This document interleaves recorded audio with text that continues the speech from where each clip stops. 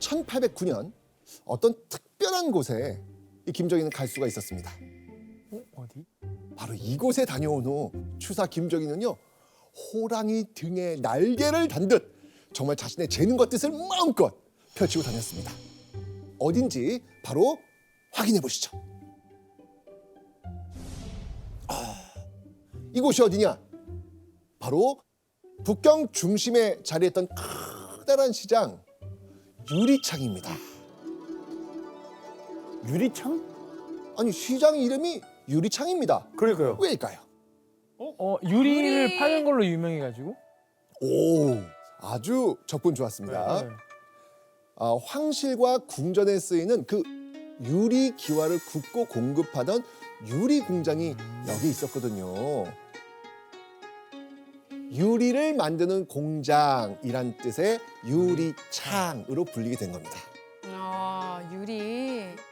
시간이 지나면서 이곳엔 오래된 골동품부터 바다 건너 서양에서 들어온 신문물, 값비싼 문방사업, 또 희귀한 책을 파는 서점까지 당시 조선에서는 보기 힘든 물건을 파는 가게가 쫙 들어서고 있었습니다. 그런데 조선 사람은요, 이곳에 마음대로 갈 수가 없었어요. 조선 사람은 북경은 물론이고요, 청나라 국경을 함부로 넘어서도 안 됐습니다. 교수님, 조선 사람은 청나라에 갈 수가 없었어요? 네, 그렇습니다. 명나라와 청나라가 전혀 허락을 하지 않았습니다. 그래서 당시 조선 문인들에게 중국의 최신 정보를 얻는다는 거, 그것은 거의 불가능에 가까웠어요. 진짜요? 그러면 그럼 어떻게 거기까지 청나라까지 가요? 자, 이유였습니다. 응. 바로 이 제도 때문이었습니다.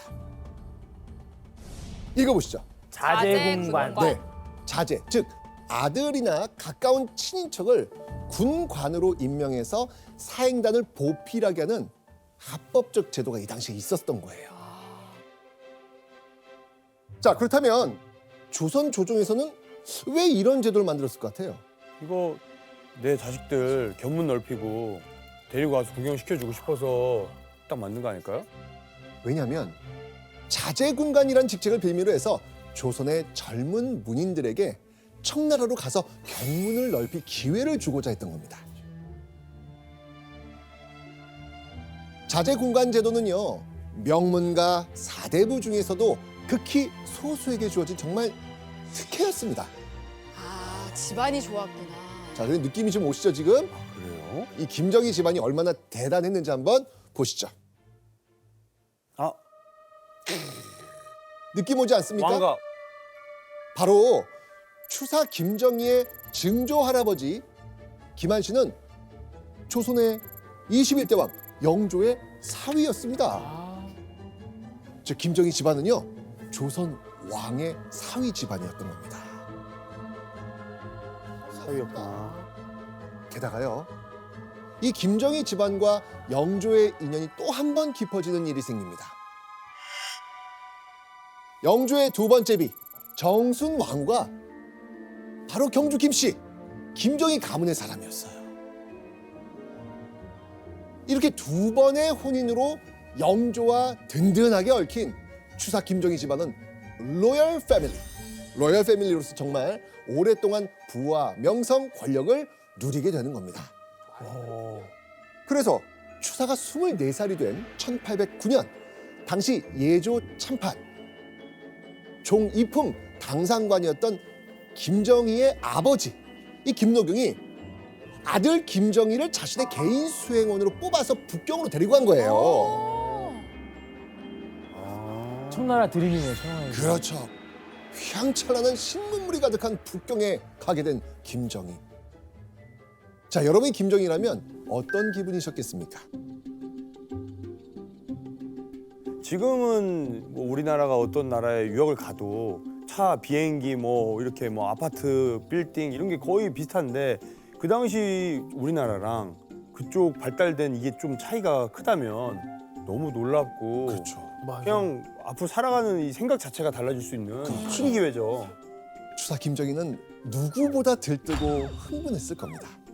그 이유를요, 당시 추사가 그때 스스로 불렀던 별칭에서 찾을 수 있습니다. 광사? 광사. 이 광자가 뭘까요? 미칠광? 미칠광. 맞습니다. 미칠광의 선비사. 회사. 말 그대로 풀면 미친 선비입니다. 오. 그런데 당시는요, 관습에 얽매이지 않고 진리를 추구하는 선비라는 뜻으로 쓰였습니다. 그러니까 24살의 추사 김정희는 말 그대로 학문에 미쳐 있었던 겁니다. 미쳤네. 이 말을 저 때도 쓴 거예요. 그러니까요. 네, 광사는 좋은 의미네요. 그렇죠. 본인 폼이 또 교수님, 김정희가 어느 정도로 학문을 좋아했길래 저렇게 광사라고 표현을 했을까요? 김정희가 연경에 갈 때 이미 과거에서 출신을 합격한 상태였거든요. 근데 이제까지 이 김정희가 공부한 거를 보면 시험 범위를 넘는 경전에 대한 다양한 해석이라든가 시와 그림과 글씨 이러한 것들에 굉장히 관심을 많이 갖고 공부를 열심히 했었거든요. 야. 빠지는 게 없잖아요. 집안도 좋고 뭐 공부도 잘하고 능력도 있고. 자, 그렇다면 이 북경에 도착한 후 이 자칭 광사 미친 선비 이 김정희가 냉큼 달려간 곳 어디겠습니까? 유리창. 그렇죠. 유리창. 추사 김정희는요, 유리창에 있는 찻집에서 청나라 문인들과 정말 시간 가는 줄도 모르고 학문에 대한 의견, 조선에선 전혀 들을 수 없는 새로운 정보를 나누게 됩니다. 얼마나 재밌을까? 얼마나 재밌을까? 진짜 얼마나 재밌을까? 신세계. 그렇게 북경에서 청나라 문인들을 두루 만나고 다니던 어느 날, 한 청나라 문인이 김정희의 이름을 듣더니 예전부터 이 김정희를 알고 있었다면서 얼굴 만면에 화색을 띄우는 거예요. 이 청나라 문인의 이름은요, 바로 조강이었습니다. 어떻게 알죠? 김정희를 어떻게 알아요? 알아요? 어떻게? 유명했나? 자, 김정희는 처음이잖아요. 처음 북경에 왔잖아요. 네. 근데 조강이 어떻게 김정희를 알았을까요? 소문이 그냥 났나 비슷한 봐요. 사람 헷갈린 거 아니에요? 왜냐하면 추사 김정희가 청나라로 오기 전 과거 청나라 사행단으로 왔던 어떤 조선 사신이 조선에 이렇게 뛰어난 문인이 있다 라고 하면서 청나라 학자 조강에게 김정희가 쓴 시를 보여줬던 겁니다. 이때 김정희 요 기회를 놓치지 않습니다. 이 사람이 날 좀 아네. 그럼 이때다 해가지고 이 조강에게 오랫동안 품어왔던 소원이 있다면서 이것 좀 들어달라고 부탁을 합니다. 김정희의 소원은 이때 뭐였을 거예요? 황제를 만나게 해주시오. 어이, 황제를 어이. 나 광사요. 뭐 그 같이 학술 연구하는 거 이런 느낌 같이 공부하자고 할 것 같아요. 스터디? 예. 김정희의 소원, 청나라의 유명한 학자를 만나는 거였습니다. 진짜. 그 사람이 누구냐? 바로 청나라의 대학자 중 하나로 평가받는 바로 옹방강이었습니다. 옹방강.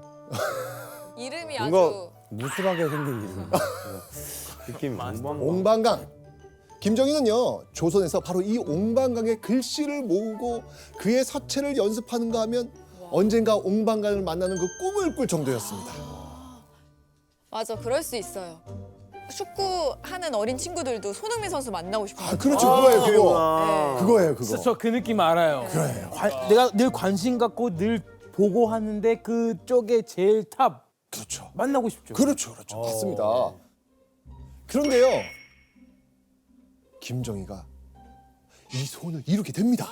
만나게 돼요? 연결해줬어요? 네네네네. 들어준 거예요? 놀랍게도 옹방강이 김정희를 집에 초대한다는 거예요. 오. 손흥민이 축구 그렇죠. 하는 꿈나무를 초대하는 거잖아요. 네, 정말 이 옹방강을 만날 수 있다는 말을 들은 이 김정희 심장이 쿵쾅쿵쾅 뛰고 정말 기대감에 부풀어서 앉지도 서지도 못했을 겁니다. 못해. 그러니까요.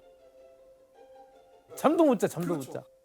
추사 김정희는요 청나라 학자들을 만나며 간절한 요청을 전한 끝에 드디어 옴방강을 마주하게 됩니다.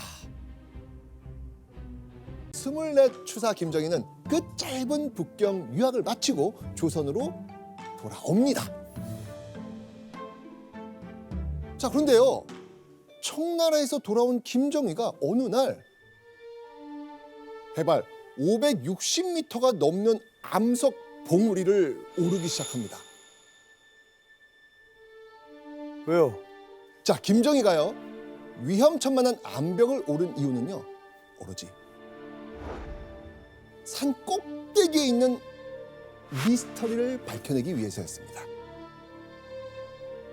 자, 그 미스터리를 담은 영상이 있거든요. 산 꼭대기 위에 영상이 있어요. 오. 자, 한번 확인해 보시죠. 영상이 있다고요? 서울 북쪽에.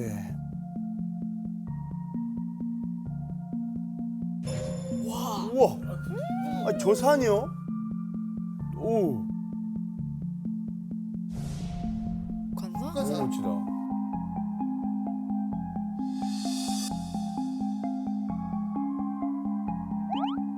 와. 오, 보이세요? 와.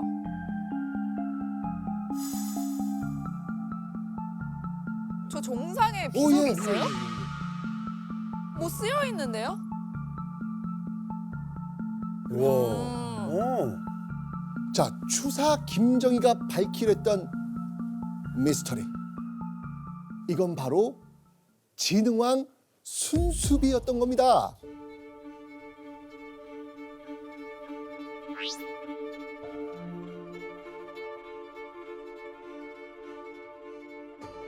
아, 진이왕 순수비. 그 시험에 그렇게 많이 나오는 진흥왕 순수비. 어. 김정희는 대체 무엇을 밝히기 위해서 산에 올랐을까요? 그전에는 이거 몰랐는데 배워왔잖아요. 분석하는 거죠 이게. 아, 뭐라고 쓴 걸까? 놀랍게도 당시 사람들은요 이 진흥왕 순수비가 세워진 의미를 정확히 알지 못했습니다. 이게 진흥왕 순수비인지도 모르는 사람들이 더 많았죠. 네네. 비석은 오랫동안 마모되어 가지고 글씨가 흐릿해서 보이지 않을 정도였거든요.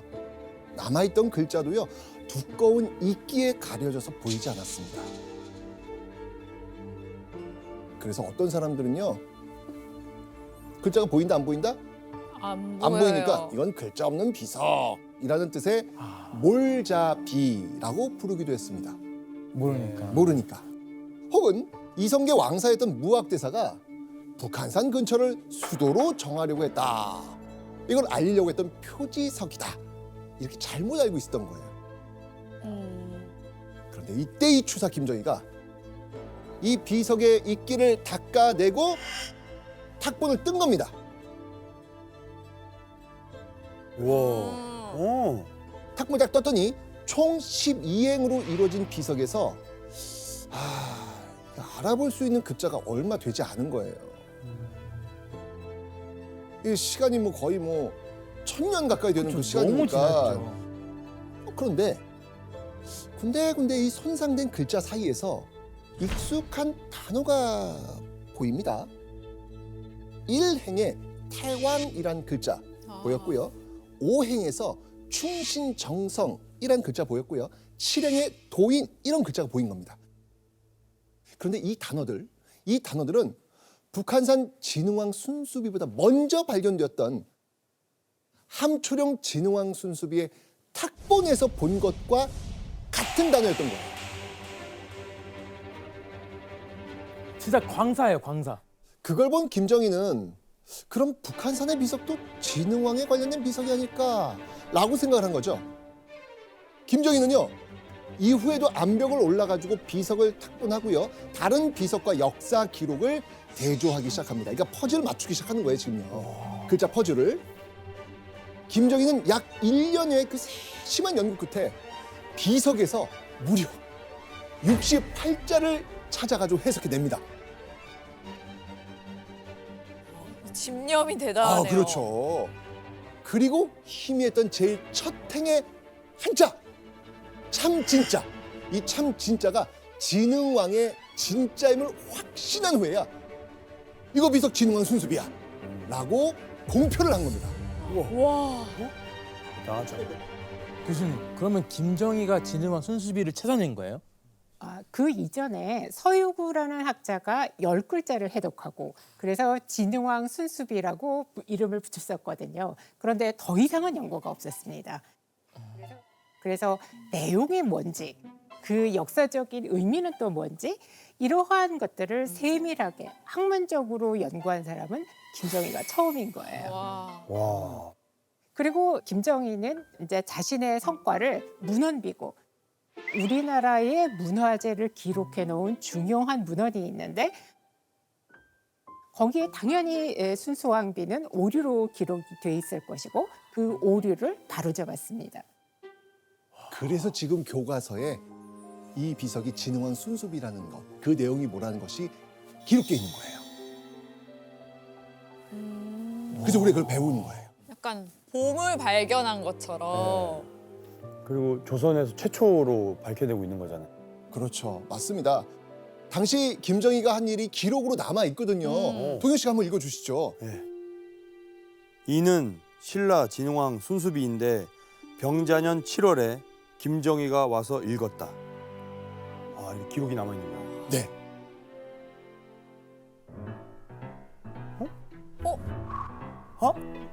이거 설마 그 비석 밑에다가? 비석에 새긴 거 아니에요?